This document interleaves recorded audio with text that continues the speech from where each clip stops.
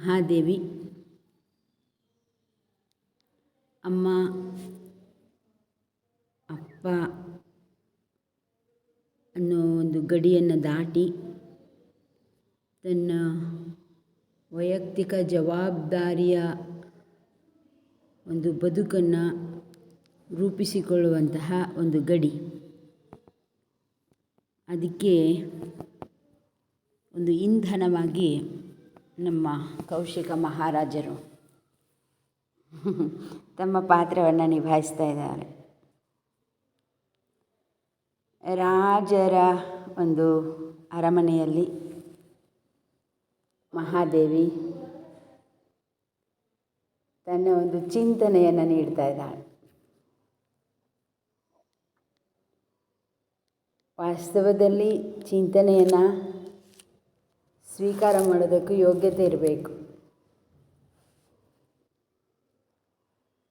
ಒಂದು ಗಾಳಿ ಮೂಗಿನಿಂದ ಒಳಗೆ ಹೋಗಬೇಕಾಗಿತ್ತು ಅಂದರೆ ಒಳಗಿರೋ ಗಾಳಿ ಹೊರಗೆ ಬರಬೇಕಾಗಿರುತ್ತೆ. ಒಳಗೆ ದೂಷಿತ ಗಾಳಿ ತುಂಬಿಕೊಂಡಿತ್ತು ಅಂತಂದರೆ ಹೊರಗಿರೋ ಒಂದು ಗಾಳಿ ಅಥವಾ ಪ್ರಾಣವಾಯುವನ್ನು ಒಳಗೆ ತಗೊಳ್ಳೋಕ್ಕಾಗಲ್ಲ. ಅದನ್ನೇ ದಮ್ಮು, ಕೆಮ್ಮು, ಅಸ್ತಮ, ಗೂರಲು ಅಂತ ಕರಿತೀವಿ ನಾವು. ಎಷ್ಟೋ ಜನ ಆಕ್ಸಿಜನ್ ಸಿಲಿಂಡ್ರ್ ಹಾಕ್ಕೊಳ್ತಾರೆ ನೋಡ್ರಿ. ಅವ್ರಿಗೆ ಈ ಹೊರಗಿನ ಗಾಳಿಯನ್ನು ಕುಡಿಯೋಕ್ಕಾಗಲ್ಲ. ಅವ್ರಿಗೆ ಸಿಲಿಂಡ್ರಿನ ಗಾಳಿ ಬೇಕು. ಏನದರ ಅರ್ಥ? ಏನಿಲ್ಲ, ಹೊರಗಿನ ಅವಲಂಬನ ಎಷ್ಟು ಹೆಚ್ಚಾಗುತ್ತದೆಯೋ ಅಷ್ಟು ನಾವೇನು ಅರ್ಥ ಮಾಡ್ಕೋಬೇಕು ಅಂದರೆ ಒಳಗಿನ ಕೊಳೆ ಹೆಚ್ಚಿದೆ. ಒಬ್ಬೊಬ್ಬರು ರಾತ್ರಿಯೆಲ್ಲ ಫ್ಯಾನ್ ಇಲ್ಲದೆ ಮಲ್ಕೊಳ್ಳಲ್ಲ. ಹಗಲು ಫ್ಯಾನು, ರಾತ್ರಿನೂ ಫ್ಯಾನು, ಹೌದಾ? ಇನ್ನು ಕೆಲವರು ಕೂಲರ್ ಇಟ್ಕೊಂಡಿರ್ತಾರೆ. ಇನ್ನು ಕೆಲವರು ಮನೆಯೇ ಏರ್ ಕಂಡೀಷನ್ ಮಾಡ್ಕೊಂಬಿಟ್ಟಿರ್ತಾರೆ.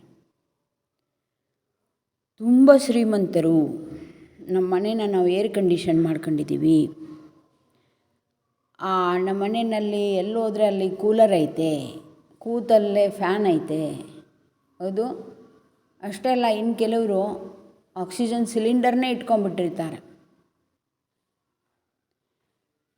ಎಷ್ಟು ಸೌಲಭ್ಯಗಳಿದೆಯೋ ಅಷ್ಟು ನಾವು ಶ್ರೀಮಂತರು ಅಂತ ಬಿಗುಮಾನ ಬೇರೆ ಬೀಗ್ತಿರ್ತಾರೆ ಅವರು. ನಿಮ್ಮ ಹತ್ರ ದುಡ್ಡು ಇದ್ದಿದ್ದರೆ ನೀವು ಹೀಗೆ ಫ್ಯಾನ್ ಹಾಕ್ಕೊಳ್ತಿದ್ರಿ, ನಿಮ್ಮ ಹತ್ರ ಸೌಲಭ್ಯ ಇದ್ದಿದ್ದರೆ ನೀವು ಕೂಲರ್ ಹಾಕ್ಕೊಂಡಿರ್ತಿದ್ರಿ, ನೀವು ಶ್ರೀಮಂತರಾಗಿದ್ದರೆ ನಿಮ್ಮ ಮನೆ ಕೂಡ ಏರ್ ಕಂಡೀಷನ್ ಮಾಡ್ಕೊಂಡಿರ್ತಿದ್ರಿ, ನೀವು ನಮ್ಮ ಹಾಗೆ ದುಡ್ಡನ್ನು ಸಂಗ್ರಹ ಮಾಡಿ ಇಟ್ಕೊಂಡಿದ್ರೆ ಆಕ್ಸಿಜನ್ ಸಿಲಿಂಡರ್ನೇ ನೀವು ಇಟ್ಕೋಬೋದಿತ್ತಲ್ಲ. ನೋಡಿ, ನಿಮಗೆ ಆಕ್ಸಿಜನ್ ಸಿಲಿಂಡ್ರ್ ಇಲ್ಲ, ಕೂಲರ್ ಇಲ್ಲ, ಏರ್ ಕಂಡೀಷನ್ ಇಲ್ಲ, ಒಂದು ಎಕ್ಕಸ್ತಿತ್ತು ಫ್ಯಾನ್ ಇಲ್ಲ. ನೋಡಿ ಎಷ್ಟು ದರಿದ್ರ ಅಂತ ಅವರು ಹಾಗೆ ಯೋಚನೆ ಮಾಡ್ತಿರ್ತಾರೆ. ವಾಸ್ತವದಲ್ಲಿ ತಾಯಿ ಹೊಟ್ಟೆನಲ್ಲಿರುವಾಗ ಮಗುಗೆ ಏನು ಫ್ಯಾನ್ ಇತ್ತಾ, ಏರ್ ಕೂಲರ್ ಇತ್ತಾ, ಏರ್ ಕಂಡೀಷನ್ ಇತ್ತಾ, ಆಕ್ಸಿಜನ್ ಸಿಲಿಂಡ್ರ್ ಇತ್ತಾ? ಒಂದು ಕನಿಷ್ಠ ಮೂಗಿನಿಂದ ಉಸಿರಾಟ ಮಾಡುವಂತಹ ಸ್ವಾತಂತ್ರ್ಯ ಕೂಡ ಮಗುಗೆ ಇರಲಿಲ್ಲ. ಅಷ್ಟು ಕಂಡೀಷನ್ನಲ್ಲಿ ಅದಿತ್ತು. ಕೇವಲ ತಾಯಿಯಿಂದ ಕನಿಷ್ಠ ಮೊತ್ತದ ಗಾಳಿ, ಕನಿಷ್ಠ ಮೊತ್ತದ ಆಹಾರ ಅಷ್ಟನ್ನೇ ಸುಮ್ಮನೆ ಹೀರ್ಕೊಂಡು ಕುಡಿಯೋಂಗಿಲ್ಲ, ಜಗಿಯೋಂಗಿಲ್ಲ, ತಿನ್ನೋಂಗಿಲ್ಲ, ಉಸಿರಾಡ್ಸೋಂಗಿಲ್ಲ, ವಾಕಿಂಗ್ ಇಲ್ಲ, ಜಂಪಿಂಗ್ ಇಲ್ಲ, ಏನಿಲ್ಲ, ಎಂತಿಲ್ಲ. ಗೂಡು ಮಾಡ್ಕೊಂಡು ಕೂಡಬೇಕು, ಕೈ ಕಾಲು ಅಗಲ ಮಾಡೋಕ್ಕೂ ಬರಲ್ಲ. ಚಿಕ್ಕ ಪುಟಾಣಿ ಗೂಡು ಮಾಡ್ಕೊಂಡು ಕೂತ್ಕೊಂಡಿರ್ಬೇಕು. ಅಲ್ಲೇ ಆ ನೀರಲ್ಲಿ ಒಂದಿಷ್ಟು ಲಗಾಟೆ ಹೊಡಿಬೋದು, ಬಿಟ್ಟರೆ ಯಾವ ಸ್ವಾತಂತ್ರ್ಯವೂ ಇಲ್ಲ. ಆದರೆ ಮಗು ಒಂದು ದಿನ ಕೂಡ ಬೆಳೆಯದೇ ಇರೋದಿಲ್ಲ. ಒಂದು ಕ್ಷಣ ದಿನ ಅದ್ರ ಬೆಳವಣಿಗೆ ತೀವ್ರಗತಿಯಿಂದ ಬೆಳೀತಾ ಇರುತ್ತೆ ಮಗು. ಕಣ್ಣಿಗೆ ಕಾಣದ ಒಂದು ಸೂಕ್ಷ್ಮಾಣುವಾಗಿರುವಂತಹ ಆ ಜೀವ ಕೇವಲ 9 ತಿಂಗಳಲ್ಲಿ ಅದ್ಭುತವಾದ ಕಣ್ಣು, ಕಿವಿ, ನಾಲಿಗೆ, ಮೂಗು, ಚರ್ಮ, ಕೈ, ಕಾಲು, ಗುದ, ಗುಹ್ಯ, ಧ್ವನಿ, ಹೌದಾ, ಒಳಗೆ ಹೃದಯ, ಶ್ವಾಸಕೋಶ, ಜಠರ,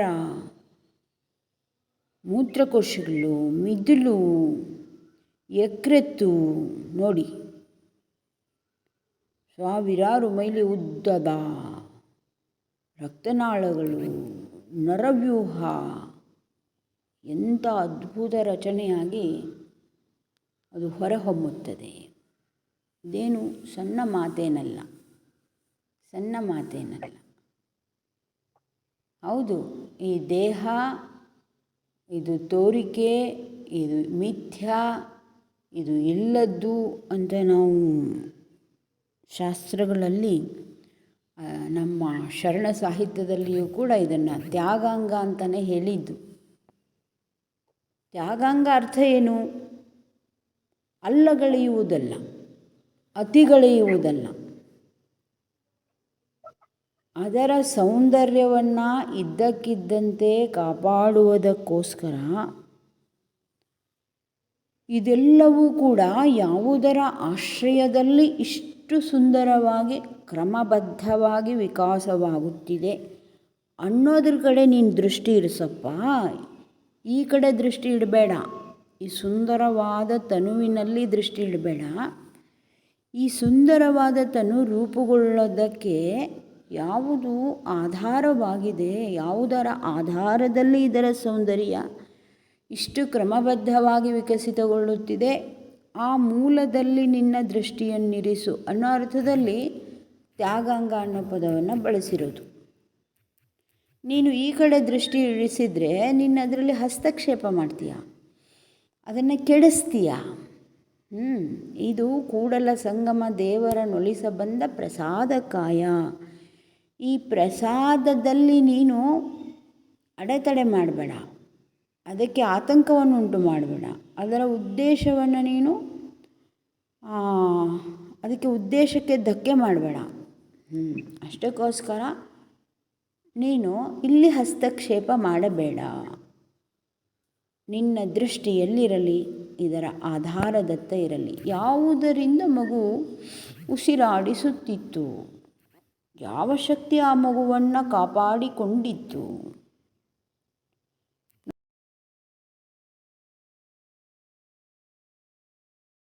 ಇವತ್ತಿಗೂ ಮಾನಸ ಸರೋವರದ ಗುಹೆಗಳಲ್ಲಿ ಯೋಗಿಗಳು ಸಾವಿರ ವರ್ಷಗಳಿಂದ ಸಾಧನಾ ನಿರತರಾಗಿದ್ದಾರೆ ಅಂತ ಕೇಳ್ತೀವಿ ನಾವು. ಅವರು ನಮ್ಮ ಕಣ್ಣಿಗೆ ಕಾಣಲ್ಲ, ಗೋಚರಿಸಲ್ಲ ಅಂತ ಹಾಗೆಲ್ಲ ಹೇಳ್ತಾರೆ. ಇದರ ಅರ್ಥ ಏನು? ಗುಹೆ ಅಂದರೆ ಅಲ್ಲಿ ಅದೊಂದು ಭದ್ರವಾದಂತಹ ಆವರಣ. ಅಲ್ಲಿ ಗಾಳಿ ಲೆಕ್ಕ ಇಲ್ಲ, ಗಾಳಿನೇ ಬರಲ್ಲ. ಗುಹೆ ಅಂದರೆ ಗಾಳಿ ಇಲ್ಲದ್ದು ಅಂತಲೇ ಅರ್ಥ.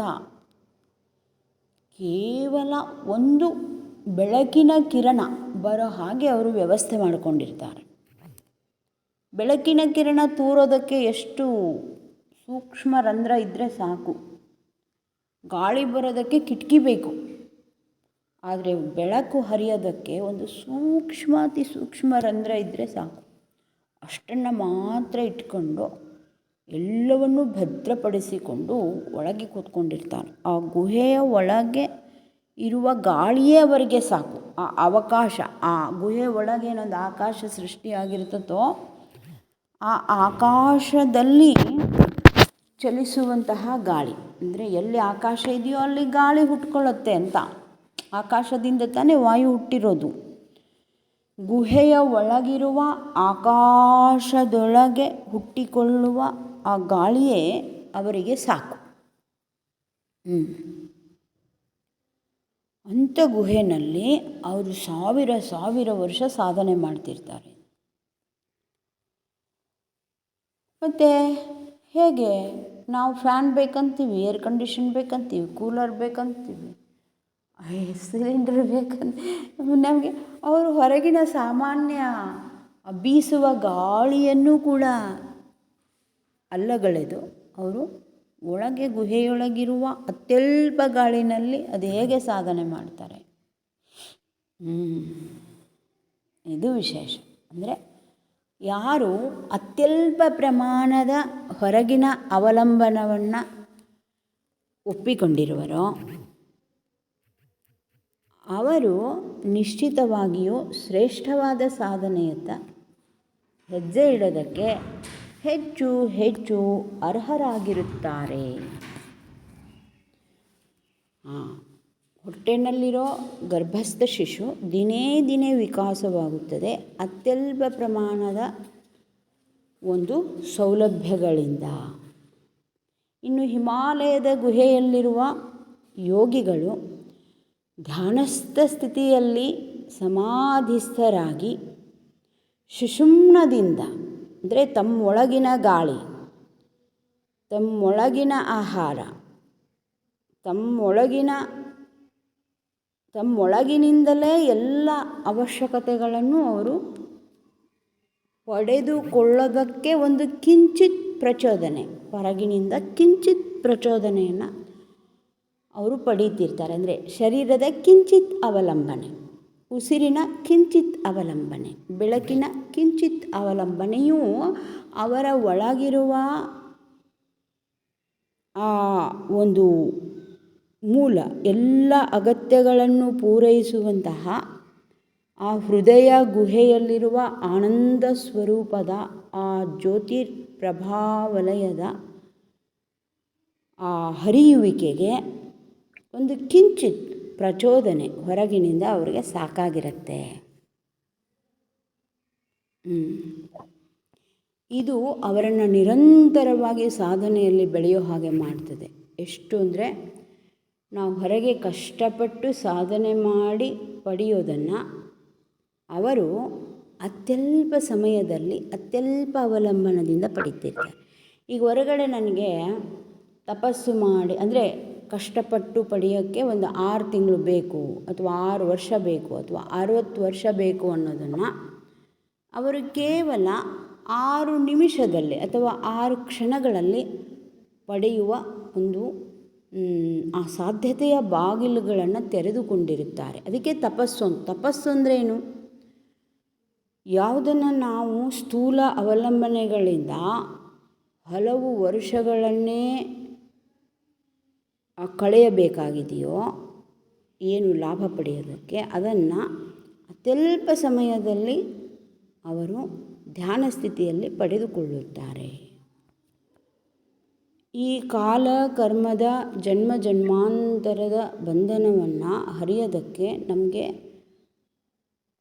1000 ವರ್ಷಗಳೇ ಬೇಕಾಗಬಹುದು ಸ್ಥೂಲದಲ್ಲಿ. ಆದರೆ ಅವರು 1000 ಕ್ಷಣದಲ್ಲಿ ತಪೋನಿರತರಾಗಿ ಗವಿಯಲ್ಲಿ ಅದನ್ನು ದಾಟಿ ಬಿಡ್ತಾರೆ. ಜನ್ಮ ಜನ್ಮಾಂತರಗಳ ಬಂಧನವನ್ನು ದಾಟುವಷ್ಟು ಅವರಿಗೆ ಸಾಮರ್ಥ್ಯ ಬರುತ್ತದೆ. ಹಾಗೆ ನಾವು ಒಂದು ಕ್ಷಣದ ನಾಲಿಗೆಯ ತೃಪ್ತಿಗೋಸ್ಕರ ಒಂದು ದೊಡ್ಡ ಅಡುಗೆ ಮನೆ ಮಾಡ್ಕೊಂಡಿರ್ತೀವಿ, ಪಾತ್ರೆ ತುಂಬ ಅಡುಗೆ ಮಾಡಿರ್ತೀವಿ, ತಟ್ಟೆ ತುಂಬ ಅನ್ನ ಹಾಕ್ಕೊಂಡಿರ್ತೀವಿ, ಬಾಯಿ ತುಂಬ ತುತ್ತು ಹಾಕೊಳ್ತೀವಿ ಅಲ್ವಾ? ಅದನ್ನು ಜೀರ್ಣ ಮಾಡ್ಕೊಳ್ಳೋದಕ್ಕೆ ಹೊಟ್ಟೆ ಮೇಲೆ ಕೈ ಆಡಿಸ್ಕೊಂಡು ವಾಕಿಂಗ್ ಅಂತ ಮಾಡ್ತೀವಿ, ಯೋಗಾಸನ ಅಂತ ಮಾಡ್ತೀವಿ, ಮತ್ತೊಂದು ಪ್ರಾಣಾಯಾಮ ಅಂತ ಮಾಡ್ತೀವಿ, ಮತ್ತೆ ಚೂರ್ಣ ತಗೊಳ್ತೀವಿ.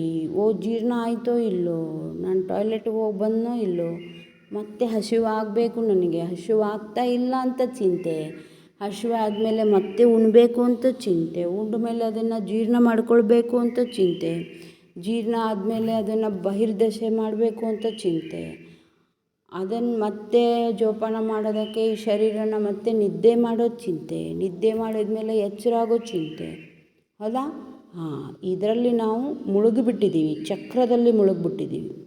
ಆದರೆ ಯೋಗಿಯಾದವನು ಇದಾವುದರ ಗೊಡವೆಯೂ ಇಲ್ಲದೆ, ಹಸಿವೆ ತೃಷೆ ನಿದ್ರೆಗಳ ಗೊಡವೆಯೂ ಇಲ್ಲದೆ, ಆತ ಕೇವಲ ಸಾಧನೆಗೋಸ್ಕರ ಆ ಪರಮಾರ್ಥಕ್ಕೋಸ್ಕರ ಆತ ಮೀಸಲಾಗಿಟ್ಟಿರ್ತಾನೆ.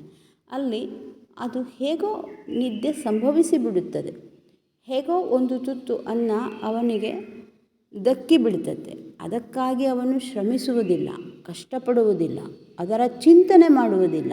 ಆ ಚಿಂತೆ ಅವನಿಗಿಲ್ಲ. ಇಷ್ಟೇ. ಮಹಾರಾಜ ಕೌಶಿಕನಿಗೂ ಮಹಾದೇವಿಗೂ, ಇವಳು ಮಹಾದೇವಿ, ಅವನು ಮಹಾರಾಜ. ಮಹಾದೇವಿಗೂ ಮಹಾರಾಜನಿಗೂ ಏನಿಲ್ಲಿ ವ್ಯತ್ಯಾಸ ಅಂತಂದರೆ, ಅವನಿಗೂ ಅಷ್ಟೇ ಅದೇ ಆಕಾರದ ಒಡಲಿದೆ, ಇವಳಿಗೂ ಅದೇ ಆಕಾರದ ಒಡಲಿದೆ. ಇಬ್ಬರು ಒಡಲುಗೊಂಡವರೇ. ಆದರೆ ಇವಳ ದೃಷ್ಟಿ ಒಡಲಿನಲ್ಲಿ ಇಲ್ಲ. ಅವನ ದೃಷ್ಟಿ ಒಡಲ ಪೋಷಣೆಯಲ್ಲಿದೆ, ಇವಳ ದೃಷ್ಟಿ ಒಡಲ ಪೋಷಣೆಯಲ್ಲಿ ಇಲ್ಲ. ಇವಳ ದೃಷ್ಟಿ ಚನ್ನಮಲ್ಲಿಕಾರ್ಜುನ ಒಲಿದಾನೋ ಒಲಿಯಲಿಕ್ಕಿಲ್ಲವೋ ಎನ್ನುವ ಚಿಂತೆಯಲ್ಲಿದ್ದರೆ, ಅವನ ದೃಷ್ಟಿ ಮಹಾದೇವಿಯ ಒಡಲು ನನ್ನ ಕೈಗೆ ಸಿಕ್ಕೀತೋ ಅಥವಾ ಇವಳ ಯೌವನ ಹೀಗೆಯೇ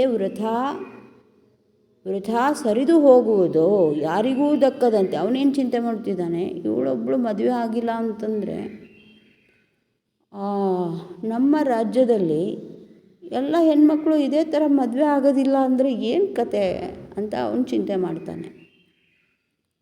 ಇವಳು ಯಾರಿಗಾದರೂ ದಕ್ಕಬೇಕು, ಹೆಣ್ಮಗು ಮದುವೆ ಆಗೋದಕ್ಕೆ ಹುಟ್ಟಿರೋಳು, ಇವಳು ಮದುವೆ ಆದ್ರೇ ಚೆಂದ.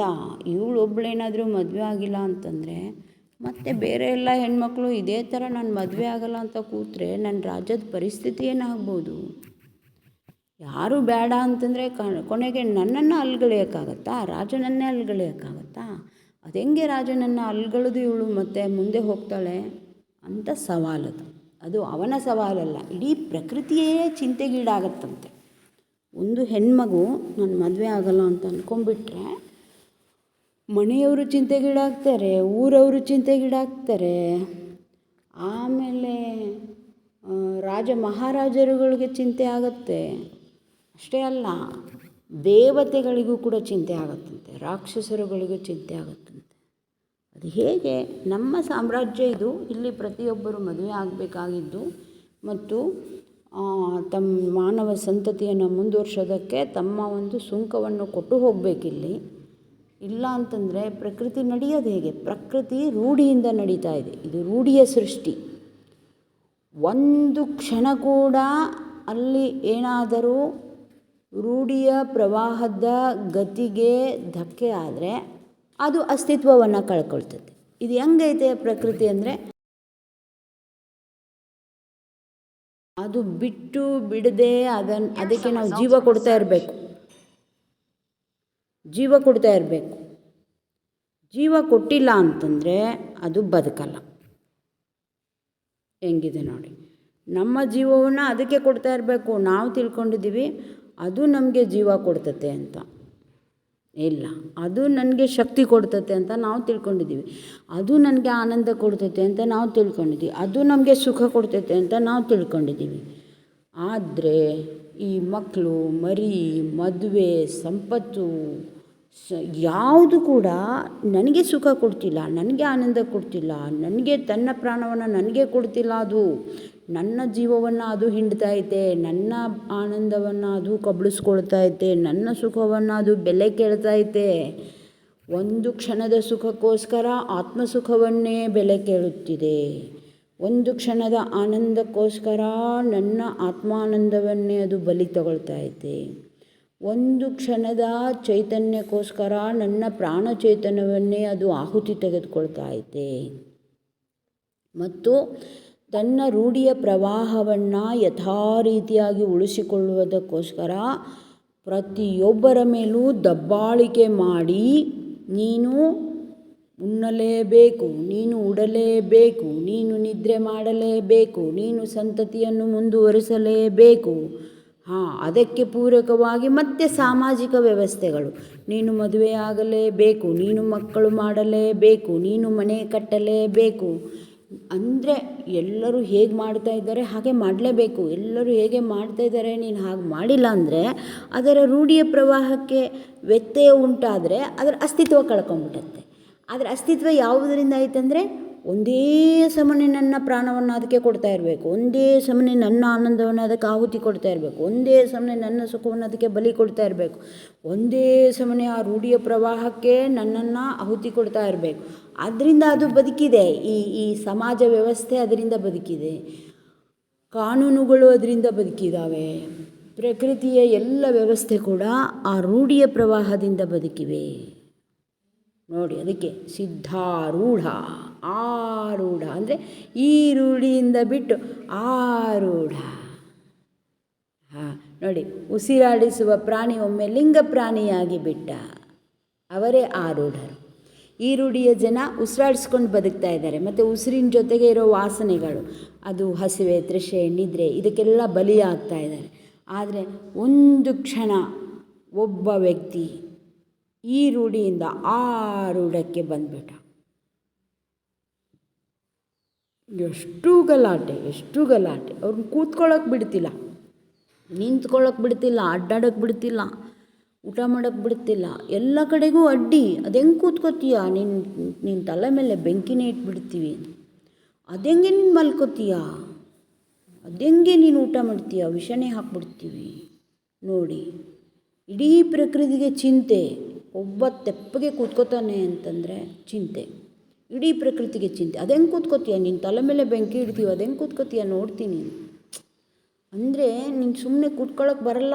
ಎಲ್ಲರ ಹಾಗೆ ನೀನು ತಡ್ಪಡಿಸ್ತಾ ಇರಬೇಕು, ದೌಡಾಯಿಸ್ತಾ ಇರಬೇಕು, ಓಡಾಡ್ತಾ ಇರಬೇಕು, ಕಷ್ಟಪಡ್ತಾ ಇರಬೇಕು. ನೀನು ಸುಮ್ಮನೆ ಆನಂದವಾಗಿರ್ತೀನ, ನಿನ್ನ ಸ್ವರೂಪದ ಆನಂದದಲ್ಲಿ ನೀನು ಇರ್ತೀಯ ಅಂದರೆ ನಾವು ಬಿಡೋಕ್ಕಿಲ್ಲ ಅಂತ. ಇಡೀ ಪ್ರಕೃತಿಯೇ, ಇಡೀ ಜಾತಿ ವ್ಯವಸ್ಥೆಯೇ ಸಿದ್ಧಾರೂಢರ ವಿರುದ್ಧ ನಿಂತು ಬಿಡುತ್ತದೆ. ಲಿಂಗ ಸ್ವರೂಪಿಗಳಾಗಿದ್ದಾರೆ ಅವರು, ಆದರೆ ನೀನು ಲಿಂಗ ಇಲ್ಲ ನಿನಗೆ ಅಂತ ಆರೋಪ ಮಾಡುತ್ತೆ ಅದು. ಅವರು ಪ್ರತ್ಯಕ್ಷ ಲಿಂಗವೇ ಆಗಿದ್ದರೂ ಕೂಡ ಅದನ್ನು ಆಸ್ವಾದಿಸುವಷ್ಟು ಕ್ಷಮತೆ, ಅದನ್ನು ಸಹಿಸಿಕೊಳ್ಳುವಷ್ಟು ಶಕ್ತಿ ಆ ಲಿಂಗಾಯತ ಅನ್ನೋ ಜಾತಿಗೆ ಇಲ್ಲ. ಅವರು ಜ್ಯೋತಿಯಾಗಿದ್ದಾರೆ, ಅಲ್ಲಿ ಜಾತಿಗೆ ಅಸ್ತಿತ್ವವಿಲ್ಲ.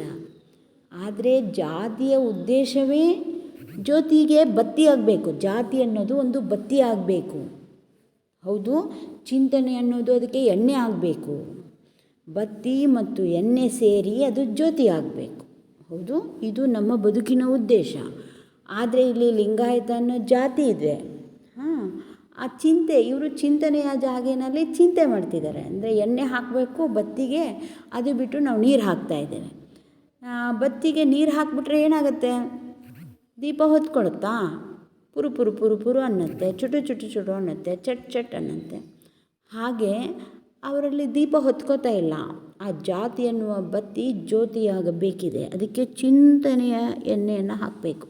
ಅವರು ನಾನು ಉಣ್ಬೇಕು, ಉಡಬೇಕು, ಮದುವೆ ಮಾಡಬೇಕು, ಮಕ್ಕಳು ಮಾಡ್ಕೋಬೇಕು, ಮನೆ ಕಟ್ಟಬೇಕು, ಅದಾದರೂ ಮತ್ತು ಚಿಂತೆ ಬಿಟ್ಟಿಲ್ಲ, ಇದಾದರೂ ಚಿಂತೆ ಬಿಟ್ಟಿಲ್ಲ. ಅಂದರೆ ಬಡತನಕ್ಕೆ ಒಂಬುವ ಚಿಂತೆ, ಉಣಲಾದರೆ ಉಡುವ ಚಿಂತೆ, ಉಡಲಾದರೆ ಹೆಂಡಿರ ಚಿಂತೆ, ಹೆಂಡಿರಾದರೆ ಬದುಕಿನ ಚಿಂತೆ, ಬದುಕಾದರೆ ಇಡುವ ಚಿಂತೆ, ಕೇಡಿನ ಚಿಂತೆ, ಕೇಡಾದರೆ ಸಾವಿನ ಚಿಂತೆ.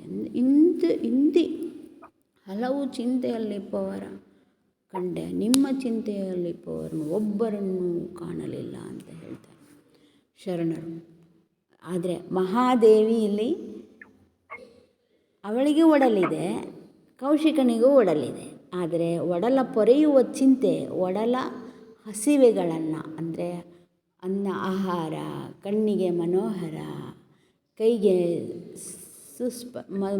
ಮೃದು ಸ್ಪರ್ಶ, ಹೆಣ್ಣು, ಭೋಗ, ಇವುಗಳ ಚಿಂತೆ ರಾಜನಿಗಿದೆ ಮತ್ತು ರಾಜನ ಸುತ್ತ ಇರುವಂತಹ ಪರಿವಾರಕ್ಕಿದೆ. ಅದನ್ನೇ ಪಾಲನೆ ಪೋಷಣೆ ಮಾಡ್ತಾರೆ ಅವರು ಹಗಲು ರಾತ್ರಿ. ಅದನ್ನು ರಕ್ಷಣೆ ಮಾಡ್ಕೊಳ್ಳೋಕ್ಕೋಸ್ಕರ ಕೋಟೆ ಕಟ್ಕೊತಾರೆ, ಅದನ್ನು ರಕ್ಷಣೆ ಮಾಡ್ಕೊಳ್ಳೋದಕ್ಕೋಸ್ಕರ ಸೈನ್ಯವನ್ನು ಸಾಕಿರ್ತಾರೆ. ಯುದ್ಧವನ್ನೇ ಬೇಕಾದರೂ ಮಾಡಿ ಯಾರು, ಒಂದು ಹೆಣ್ಣು ಬೇಕು ಅಂತ ಎಷ್ಟು ಯುದ್ಧಗಳಾಗಿಲ್ಲ, ಒಂದು ಹೆಣ್ಣಿಗಾಗಿ ಎಷ್ಟು ಯುದ್ಧಗಳಾಗಿಲ್ಲ, ಒಂದು ಇಂಚು ಜಾಗೆಗೋಸ್ಕರ ಎಷ್ಟು ಯುದ್ಧಗಳಾಗಿಲ್ಲ, ಒಂದಿಷ್ಟು ದುಡ್ಡಿಗೋಸ್ಕರ. ಸಿದ್ಧಾರೂಢರ ಮಠದಲ್ಲಿ ಬರೀ ಆಗಿನ ಕಾಲದಲ್ಲಿ 25,000 ರೂಪಾಯಿಗೋಸ್ಕರ ಕೋರ್ಟಿಗೆ ಹೋಗಬೇಕಾಯ್ತು. ಮತ್ತು ಅದು ಯುದ್ಧವೇ ತಾನೆ, ಯುದ್ಧವೇ ತಾನೆ. ಮಠಕ್ಕೆ ಕಟಕಟೆ, ಆ ಕೋರ್ಟ್ ಮಠಕ್ಕೆ ಬರಬೇಕಾಯಿತು, ಸಿದ್ಧಾರೂಢರನ್ನು ಕಟಕಟೆಯಲ್ಲಿ ನಿಲ್ಲಿಸಬೇಕಾಯಿತು. ಯಾವುದೂ ನಾನಲ್ಲ, ನನ್ನದಲ್ಲ,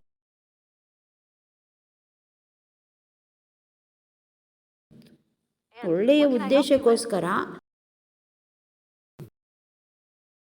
ಧರ್ಮ ಅಧರ್ಮಗಳನ್ನು ಪರಿತ್ಯಾಗ ಮಾಡಿ ಒಳ್ಳೆಯ ಉದ್ದೇಶಕ್ಕೋಸ್ಕರ ಜಗತ್ತಿಗೆ ಒಂದು ಆರೂಢದ ಕಿರಣವನ್ನು ತಂದು ತಲುಪಿಸೋದಕ್ಕೋಸ್ಕರ ಅವರು ತಮ್ಮನ್ನು ಎಷ್ಟು ಬಗೆಯಾಗಿ ಈ ಜಗತ್ತಿನ ಹಿಂಸೆಗೆ ಒಳಪಟ್ಟರೂ ಕೂಡ ಹೇಗೆ ಚಂದನವನ್ನು ಕಡಿದು ಕೊರೆದು ಒರೆದರೂ ಅದು ನೊಂದೆನೆಂದು ಕಂಪ ಬಿಟ್ಟಿತ್ತೆ. ಹಾಗೆ ಇವತ್ತಿಗೂ ಕೂಡ ಆ ಕಂಪನ್ನು ಸಿದ್ಧಾರೂಢರು ಸೂಸ್ತಾನೇ ಇದ್ದಾರೆ. ಆ ಸಮಾಧಿ ಸ್ಥಿತಿನಲ್ಲಿ ಅವರು ಇವತ್ತಿಗೂ ಜೀವಂತವಾಗಿದ್ದಾರೆ. ಮತ್ತು ಬಂದವರನ್ನೆಲ್ಲ ಆ ಪ್ರಣವಾರೂಢನು, ಪ್ರಣವಸ್ವರೂಪನು, ಪ್ರಣವ ಪ್ರಕೃತಿ ಸಂಜ್ಞನು, ಪ್ರಣವ ಷಡಂಗ ಸಮರಸ ನಮ್ಮ ಕೂಡಲ ಸಂಗಮ ದೇವರು ಅನ್ನುವ ಬಸವ ವಚನಕ್ಕೆ ಭಾಷ್ಯವಾಗಿ ಇವತ್ತು ಸಿದ್ಧಾರೂಢರು ಪ್ರಣವಸ್ವರೂಪಿಗಳಾಗಿದ್ದಾರೆ. ಅವರಿಗೆ ಅರಿತು ಮರೆತೊಮ್ಮೆ ನಾವು ಹಣೆ ಮಣಿದರೂ ಕೂಡ ನಮ್ಮನ್ನು ಆ ಪ್ರಣವಾರೂಢ ಸ್ಥಿತಿಗೆ ತಂದಲ್ಲದೆ ಅವರು ನಮ್ಮ ಕೈ ಬಿಡಲ್ಲ. ಬೆನ್ನು ಹತ್ತಿ ನಮ್ಮನ್ನು ಅರಿತು ಮರೆತೊಮ್ಮೆ ಗುರುವೆಂದು ನೆನೆದರೆ ಅವರಿಗೆ ಗುರುತಿಟ್ಟು ಪರತತ್ವ ಪೇಳಿದ ಅನ್ನೋ ರೀತಿಯಲ್ಲಿ ಇಂತಹ ಅನುಭವಗಳು ನಮಗಾಗ್ತವೆ ಅಂತ. ಒಟ್ಟಿನಲ್ಲಿ ಮಹಾದೇವಿ ಅತ್ಯಲ್ಪ ಅಗತ್ಯತೆಗಳಲ್ಲಿ ಬದುಕಿ ಕೃತಜ್ಞಳಾಗಿದ್ದಾಳೆ. ಏನೆಲ್ಲ ಇದೆಯೋ ಅದೆಲ್ಲ ಪರಮಾತ್ಮನದು ಅಂತ ಒಪ್ಪಿಸಿದಾಳೆ. ಒಡಲು ಸಮೇತವಾಗಿ ಒಡಲಿನ ಎಲ್ಲ ಅಗತ್ಯತೆಗಳನ್ನು ಬೇಡಿಕೆಗಳನ್ನೂ ಕೂಡ ಪರಮಾತ್ಮನಿಗೆ ಲಿಂಗಕ್ಕೆ ಒಪ್ಪಿಸಿ ಅವಳು ಲಿಂಗದತ್ತ ಮುಖ ಮಾಡಿ ಲಿಂಗವನ್ನು ಸ್ವೀಕರಿಸ್ತಾ ಇದ್ದಾಳೆ, ಲಿಂಗ ಪ್ರಸಾದವನ್ನು ಸ್ವೀಕರಿಸ್ತಾ ಇದ್ದಾಳೆ. ಇವನು ಲಿಂಗದಿಂದಲೇ ಸಿಕ್ಕ ಗಾಳಿ, ನೀರು, ಬೆಳಕು ಇದೆಲ್ಲವೂ ನನ್ನದು ಅಂತ ಅಂದ್ಕೊಂಡು ಲಿಂಗವನ್ನು ಮರೆತು ಈ ಒಡಲು ನನ್ನದು ಅಂದ್ಕೊಂಡು ಅದನ್ನು ಚೆನ್ನಾಗಿಟ್ಕೋಬೇಕು, ಅದನ್ನು ಪಾಲನೆ ಪೋಷಣೆ ಮಾಡಬೇಕು, ಅದರಿಂದ ಖುಷಿ ಪಡಬೇಕು ಅಂತ ಒಡಲಿನ ಕಡೆಗೆ ಮುಖ ಮಾಡಿದ್ದಾನೆ. ಮತ್ತು ಹೆಣ್ಣು ಬೇಕು, ಹೊನ್ನು ಬೇಕು, ಮಣ್ಣು ಬೇಕು ಆ ಕಡೆಗೆ ಅವನು ಪ್ರವೃತ್ತನಾಗಿದ್ದಾನೆ. ಇವಳು ಲಿಂಗಮುಖಿಯಾಗಿದ್ದಾಳೆ, ಈತ ಪ್ರಕೃತಿಗೆ ಮುಖ ಮಾಡಿದ್ದಾನೆ. ಪ್ರಕೃತಿ ಏನು ಮಾಡುತ್ತೆ, ಲಿಂಗ ಏನು ಮಾಡುತ್ತೆ? ಯಾವಾಗ ನಮಗೆ ಏನು ಸಿಕ್ಕಿದೆಯೋ ಅದನ್ನು ನಾವು ಲಿಂಗಕ್ಕೊಪ್ಪಿಸಿದಾಗ ಲಿಂಗವು ತನ್ನನ್ನೇ ನಮಗೆ ಪರಿಚಯಿಸಿಕೊಳ್ಳಲು ಶುರು ಮಾಡುತ್ತದೆ. ಇಷ್ಟೇ ಇಲ್ಲ, ಪಂಚಮಹಾಭೂತಗಳು, ಪಂಚ ಇಂದ್ರಿಯಗಳು ಇದಿಷ್ಟೇ ಸುಖ ಪರಮಾತ್ಮನಲ್ಲಿ ಇದಿಷ್ಟೇ ಇಲ್ಲ, ಇನ್ನೂ ಮಿಕ್ಕಿದ ಜ್ಞಾನ, ಆನಂದ, ಆ ಪರಮಸುಖ ಅದರಲ್ಲಿ ಸಾಗರದ ಹಾಗೆ ಬಿದ್ದುಕೊಂಡಿದೆ. ಅದನ್ನೆಲ್ಲ ನಮಗೆ ಕೊಡಬೇಕು ಅಂತಂದರೆ ಅದು ನಾವು ಏನು ಮಾಡಬೇಕು, ಈ ಒಡಲನ್ನು ಒಪ್ಪಿಸ್ಬೇಕು. ಈ ರೂಢಿಯ ಒಂದು ಚಲನೆಗೆ ಒಂದಿಷ್ಟು ತಡೆ ಒಡ್ಡಿ ಆ ರೂಢಿಯತ್ತ ನಾವು ಮುಖ ಮಾಡಬೇಕು. ನಮಗೆ ಆರೂಢ ಆಗೋಕ್ಕಾಗಿಲ್ಲ ಅಂದರೆ ಯಾರು ಆರೂಢಿಗಳಿದ್ದಾರೆ ಅವರ ಚರಣಕ್ಕೆ ನಿತ್ಯ ತಲೆಬಾಗುವಂತಹ ಒಂದು ಕ್ರಮವನ್ನಾದರೂ ನಾವು ಅನುಸರಿಸಬೇಕು. ಹಾಗೆ ಕೌಶಿಕ ಮಹಾದೇವಿಯ ಎತ್ತರಕ್ಕೆ ಏರಿಲ್ಲ ಅಂತಂದರೂ ಕೂಡ ಮಹಾದೇವಿಯ ಶ್ರೀಚರಣಕ್ಕೆ ಬಾಗಿದ್ದರೂ ಕೂಡ ಆತನಿಗೆ ಆ ದಾರಿ ಸಿಕ್ಕುತ್ತಿತ್ತು. ಆದರೆ ಆತ ಹಿಡಿದಂತಹ ದಾರಿ ಬಾಗುವಿಕೆ ಆಗಿಲ್ಲ. ಆತ ಪರಮಾತ್ಮನಿಗೂ ಬಾಗಿಲ್ಲ. ಪರಮಾತ್ಮನತ್ತ ಮುಖ ಮಾಡಿ ಹೊರಟ ಧೀರ ಕನ್ಯಾಮಣಿ ಮಹಾದೇವಿಯ ಚರಣಗಳನ್ನು ನೋಡಬೇಕಾಗಿತ್ತು. ಅವಳ ಮುಖವನ್ನು, ಅವಳ ಮೈಮಾಟವನ್ನು ನೋಡಬಾರ್ದಾಗಿತ್ತು. ಅವಳ ಚರಣ ಪಾದಗಳಲ್ಲಿ ದೃಷ್ಟಿ ಇರಿಸಬೇಕಿತ್ತು. ಅದು ಒಬ್ಬ ಶ್ರೇಷ್ಠ ಉತ್ತಮ ಪುರುಷನ ಲಕ್ಷಣ, ಅದು ರಾಜಲಕ್ಷಣ ಅಂತ ಹೇಳಬಹುದಾಗಿತ್ತು. ಆದರೆ ಅವಳ ಪಾದದಲ್ಲಿ ಅವನ ದೃಷ್ಟಿ ಇಲ್ಲ. ಲಕ್ಷ್ಮಣ 14 ವರ್ಷಗಳ ಕಾಲ ಸೀತೆಯ ಪಾದವನ್ನಲ್ಲದೆ ಬೇರೆ ಏನನ್ನೂ ನೋಡಿರಲಿಲ್ಲ ಅಂತ ಬರೆದಿಟ್ಟಿದ್ದಾರೆ ನೋಡಿ. ಇದು ಉತ್ತಮ ಪುರುಷನ ಲಕ್ಷಣ, ಪುರುಷ ಲಕ್ಷಣ ಇದು. ಒಬ್ಬ ಉತ್ತಮ ಸ್ತ್ರೀಯ ಪಾದದಲ್ಲಿ ದೃಷ್ಟಿ ಇರಿಸುವುದು. ಇನ್ನೂ ಅವನಿಗೆ ಕಾಮ ಸಂಯಮವಾಗಿಲ್ಲ ಅಂದರೆ ಅವಳ ಪಾದಕ್ಕೆ ಹೋಗಿ ಹಣೆ ಹಚ್ಚಿ ಶಿರಸಾಷ್ಟಾಂಗ ನಮಸ್ಕಾರ ಮಾಡಿಬಿಡುವುದು. ಇದು ಬಿಟ್ಟರೆ ಪುರುಷನಿಗೆ ಕಾಮವನ್ನು ಗೆಲ್ಲುವುದಕ್ಕೆ ಬೇರೆ ದಾರಿ ಇಲ್ಲ. ಆದರೆ ನಮ್ಮ ಕೌಶಿಕ ಮಹಾರಾಜ ದರ್ಪದ ದಾರಿಯನ್ನು ತುಳಿತಾ ಇದ್ದಾನೆ. ಅವಳ ಮೈಮಾಟ, ಅವಳ ಮುಖಲಕ್ಷಣ, ಅವಳ ಯೌವನ, ಇದರ ಇನ್ನೂ ಪರಿಪಾಠ ಅವನಿಗೆ ತುಂಬ ಇದೆ. ತುಂಬ ಹಿಂದುಳಿದವನವನಿಗೆ, ಮುಂದೆ ಹೆಜ್ಜೆ ಇಟ್ಟಿಲ್ಲ, ತೀರ ಹಿಂದೆ ಹಿಂದೆ ಹಿಂದೆ ಉಳಿದಿದ್ದಾನೆ. ಮಹಾದೇವಿ ತುಂಬ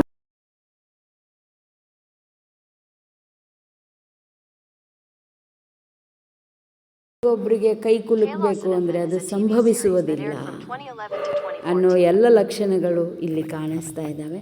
ಮತ್ತೆ ತರಂಗಿಣಿಯಲ್ಲಿ ಏನೆಲ್ಲ ಕಾಯ್ದಿದೆ ನೋಡೋಣ.